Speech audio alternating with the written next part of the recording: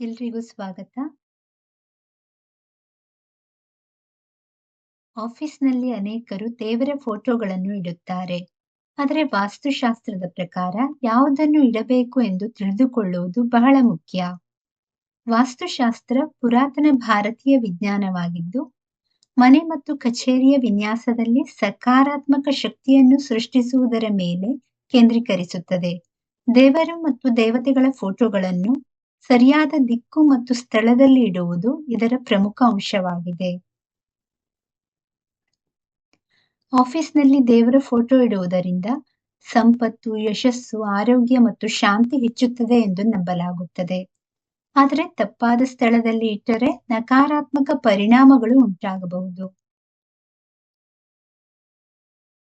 ವಾಸ್ತುಶಾಸ್ತ್ರದ ಪ್ರಕಾರ ಮನೆಯು ನಮ್ಮ ಜೀವನದ ಕೇಂದ್ರಬಿಂದುವಾಗಿದೆ. ಇಲ್ಲಿ ದೇವತೆಗಳ ಫೋಟೋಗಳು ಸಕಾರಾತ್ಮಕ ಶಕ್ತಿಯ ಮೂಲವಾಗುತ್ತವೆ. ಉದಾಹರಣೆಗೆ, ಕುಬೇರನ ಫೋಟೋವನ್ನು ಉತ್ತರ ದಿಕ್ಕಿನಲ್ಲಿ ಇಡುವುದು ತುಂಬಾ ಶುಭಕರ. ಕುಬೇರನು ಸಂಪತ್ತಿನ ದೇವರಾಗಿದ್ದು, ಉತ್ತರವು ಅವರ ನೆಚ್ಚಿನ ದಿಕ್ಕಾಗಿದೆ.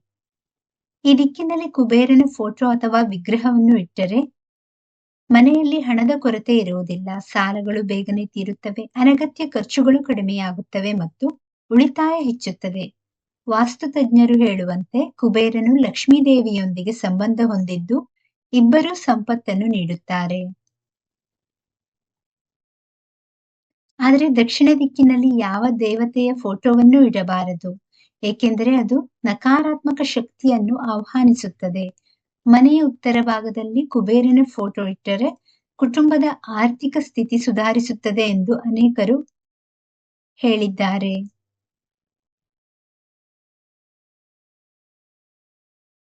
ಕಚೇರಿಯಲ್ಲಿ ವಾಸ್ತು ನಿಯಮಗಳು ಸಹ ಮುಖ್ಯ.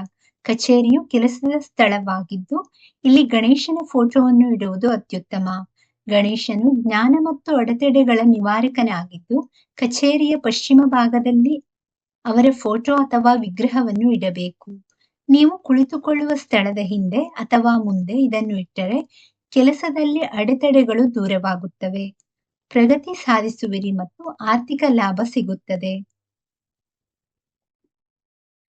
ವಾಸ್ತುಶಾಸ್ತ್ರದ ಪ್ರಕಾರ ಗಣೇಶನು ಎಲ್ಲಾ ಕಷ್ಟಗಳನ್ನು ನಿವಾರಿಸುತ್ತಾನೆ. ಕಚೇರಿಯಲ್ಲಿ ಗಣೇಶನ ಫೋಟೋ ಇದ್ದರೆ ಸಿಬ್ಬಂದಿಯ ನಡುವೆ ಸಾಮರಸ್ಯ ಹೆಚ್ಚುತ್ತದೆ ಮತ್ತು ವ್ಯವಹಾರದಲ್ಲಿ ಯಶಸ್ಸು ಬರುತ್ತದೆ.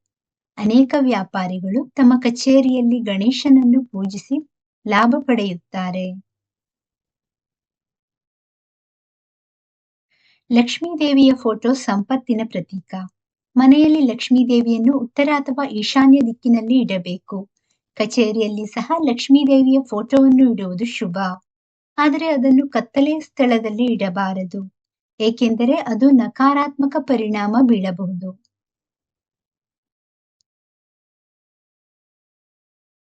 ಲಕ್ಷ್ಮೀದೇವಿಯ ಅನುಗ್ರಹದಿಂದ ಕೆಲಸದಲ್ಲಿ ಯಶಸ್ಸು, ಪ್ರಗತಿ ಮತ್ತು ಸಕಾರಾತ್ಮಕ ಶಕ್ತಿ ಸೃಷ್ಟಿಯಾಗುತ್ತದೆ.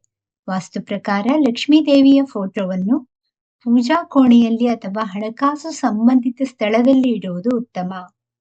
ಮನೆಯಲ್ಲಿ ಲಕ್ಷ್ಮೀ ಗಣೇಶರ ಜೊತೆಗಾರರಾಗಿ ಇರುವುದು ಸಾಮಾನ್ಯ. ಇದರಿಂದ ಕುಟುಂಬದ ಸಂಪತ್ತು ಹೆಚ್ಚುತ್ತದೆ ಮತ್ತು ಆರೋಗ್ಯ ಸುಧಾರಿಸುತ್ತದೆ. ವಾಸ್ತುಶಾಸ್ತ್ರದಲ್ಲಿ ದಿಕ್ಕುಗಳ ಮಹತ್ವ ದೊಡ್ಡದು. ಉದಾಹರಣೆಗೆ, ಪೂರ್ವ ದಿಕ್ಕು ಸೂರ್ಯನದ್ದು. ಇಲ್ಲಿ ಸೂರ್ಯ ದೇವತೆಯ ಫೋಟೋ ಇಡುವುದು ಶುಭ. ಪಶ್ಚಿಮವು ವರುಣನದ್ದು, ಆದರೆ ದೇವತೆಗಳ ಫೋಟೋಗಳನ್ನು ಇಲ್ಲಿ ಎಚ್ಚರಿಕೆಯಿಂದ ಇಡಬೇಕು. ಮನೆಯ ದಕ್ಷಿಣ ದಿಕ್ಕನ್ನು ಯಮನದ್ದು ಎಂದು ಪರಿಗಣಿಸುವುದರಿಂದ ಅಲ್ಲಿ ದೇವತೆಗಳ ಫೋಟೋವನ್ನು ತಪ್ಪಿಸಬೇಕು. ಕಚೇರಿಯಲ್ಲಿ ಮುಖ್ಯದ್ವಾರದ ಬಳಿ ಗಣೇಶನ ಫೋಟೋ ಇಡುವುದು ಅಡೆತಡೆಗಳನ್ನು ತಡೆಯುತ್ತದೆ. ಹಣಕಾಸು ವಿಭಾಗದಲ್ಲಿ ಕುಬೇರ ಮತ್ತು ಲಕ್ಷ್ಮಿ ಇಡುವುದು ಲಾಭದಾಯಕ. ಇದಲ್ಲದೆ ವಾಸ್ತು ಸಲಹೆಗಳು ಇನ್ನೂ ಹಲವು. ಫೋಟೋಗಳನ್ನು ಸ್ವಚ್ಛವಾಗಿ ಇಟ್ಟುಕೊಳ್ಳಿ, ಧೂಳು ಸೇರದಂತೆ ನೋಡಿಕೊಳ್ಳಿ, ಪೂಜಾ ಸಮಯದಲ್ಲಿ ದೀಪ ಹಚ್ಚಿ ಪ್ರಾರ್ಥಿಸಿ.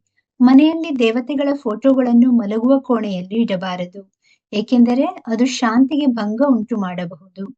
ಕಚೇರಿಯಲ್ಲಿ ಫೋಟೋಗಳನ್ನು ಕೆಲಸದ ಮೇಜಿನ ಮೇಲೆ ಇಡುವುದು ಸಹ ಉತ್ತಮ.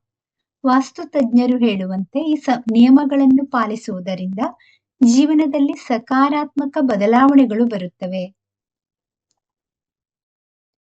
ಆಧುನಿಕ ಕಾಲದಲ್ಲಿ ಅನೇಕರು ವಾಸ್ತುವನ್ನು ಅನುಸರಿಸಿ ಯಶಸ್ವಿಯಾಗಿದ್ದಾರೆ. ಉದಾಹರಣೆಗೆ, ವ್ಯಾಪಾರಸ್ಥರು ಕಚೇರಿಯಲ್ಲಿ ಲಕ್ಷ್ಮೀ ಕುಬೇರರ ಫೋಟೋ ಇಟ್ಟು ಲಾಭ ಪಡೆದಿದ್ದಾರೆ. ಮನೆಯಲ್ಲಿ ಗಣೇಶನ ಫೋಟೋ ಇಟ್ಟರೆ ಮಕ್ಕಳ ಓದಿನಲ್ಲಿ ಪ್ರಗತಿ ಕಾಣಬಹುದು. ಆದರೆ ವಾಸ್ತು ನಂಬಿಕೆ ಆಧಾರಿತವಾಗಿದ್ದು, ವೈಜ್ಞಾನಿಕ ದೃಷ್ಟಿಯಿಂದಲೂ ಶಕ್ತಿಯ ಹರಿವನ್ನು ಅರ್ಥ ಮಾಡಿಕೊಳ್ಳಬಹುದು. ದೇವತೆಗಳ ಫೋಟೋಗಳನ್ನು ಸರಿಯಾಗಿ ಇಡುವುದು ವಾಸ್ತುವಿನ ಮೂಲ ಸಿದ್ಧಾಂತ. ಕುಬೇರನನ್ನು ಉತ್ತರದಲ್ಲಿ, ಗಣೇಶನನ್ನು ಪಶ್ಚಿಮದಲ್ಲಿ, ಲಕ್ಷ್ಮಿಯನ್ನು ಬೆಳಕಿನ ಸ್ಥಳದಲ್ಲಿ ಇಟ್ಟರೆ ಜೀವನ ಸಮೃದ್ಧವಾಗುತ್ತದೆ. ತಪ್ಪುಗಳನ್ನು ತಪ್ಪಿಸಿ ಸಕಾರಾತ್ಮಕ ಶಕ್ತಿಯನ್ನು ಸೃಷ್ಟಿಸಿ. ಸ್ನೇಹಿತರೆ, ಮಾಹಿತಿ ಇಷ್ಟವಾದಲ್ಲಿ ದಯವಿಟ್ಟು ವಿಡಿಯೋನ ಲೈಕ್ ಮಾಡಿ, ಚಾನೆಲ್ ಅನ್ನು ಸಬ್ಸ್ಕ್ರೈಬ್ ಮಾಡಿ. ಕೇಳಿದ್ದಕ್ಕಾಗಿ ಧನ್ಯವಾದಗಳು. Thank you for watching. Please like, share, comment and subscribe. Jai Shivani.